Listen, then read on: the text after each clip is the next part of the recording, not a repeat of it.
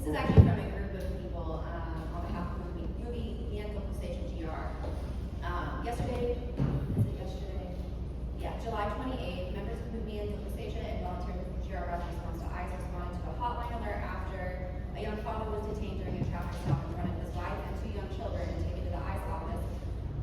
According to the family, he is married to a U.S. citizen, has 2 U.S. citizen children, allegedly did not have an immigration warrant, and is in the process of adjusting his immigration status. Volunteers remained outside the office to support the family. Shortly after, Grand Rapids Police Department cruisers showed up and parked blocks away, but were easy to spot. When the ICE garage door opened, and the GEO transport van exited, multiple GRPD officers responded almost instantly, dispersing the volunteers, showing how coordinated they were with ICE officers.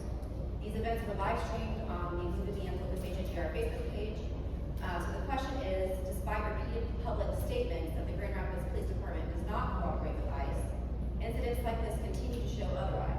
Under your leadership, we issue a written public directive prohibiting GRPD officers from assisting and coordinating with ICE during civil immigration enforcement actions, particularly given ICE's practice of detaining individuals without judicial warrants and separating immigrant families. See, now that incident you're speaking of is, and we talk about de-escalation, they are called because there's a group of protesters that are blocking the alleyway and driveway to the office or whatnot, which they get there, and because they're trying to de-escalate the situation and don't want to go up because it's going to be confrontational right away, they, as like that part is accurate, they park down the street to observe for themselves. Is there a violation or is there not? If there's not a violation, then they don't need to go there. In this job, you get thrust in the middle of complaints, right? Neighbors, spouses, whatever it may be. So when they arrive on scene and they park down the street, they're not blocking the. What's the scene? What's that? What's the scene? The office. The protest was the scene? Where the 911 call was. There was a 911 call that protesters are outside blocking the alley or garageway of the agents that want to leave. Okay. Right? So the officers respond to that. That's their job. It's a 911 call, just like if you got on the phone and called 911 that a group of any kind is blocking your driveway. They have a duty to respond to that. They're going to respond to a call from a business, a citizen, and develop, is it accurate or is it not? They pull up short because they know already what's the assumption or how they're going to be greeted. So they park down the street and wait. They wait, they see, yep, there is a valid violation. Now we're going to move up and tell them to move. That's to my knowledge, and obviously this happened yesterday, I think that you said already there on the afternoon. Happened yesterday afternoon, they asked them to leave and they left.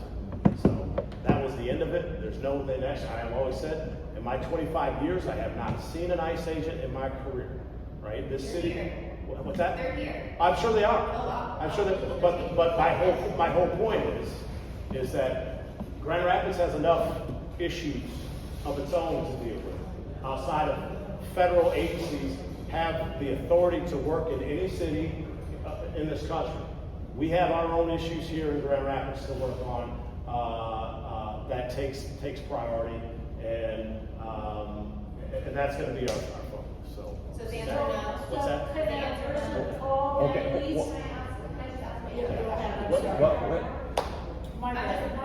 question was,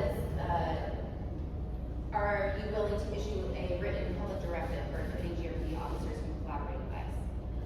We are not collaborating with them. But will you What's that? sign a written directive for I don't need to sign a written directive. So no. We are not collaborating with them, right? We're going to respond to any incident of any citizen or anybody else calling for 911 services to make sure there's not a need for our action. What the federal agencies are going to do, whether that's the DEA, ATF, or immigration, they are federal agencies, and they don't need our permission to operate. I really have to. Okay. Well, so that's going to be it for. Did you want? We're nice. Our governor has already taken care of that for our city and county and our state government. So we don't, the police department don't have to do anything with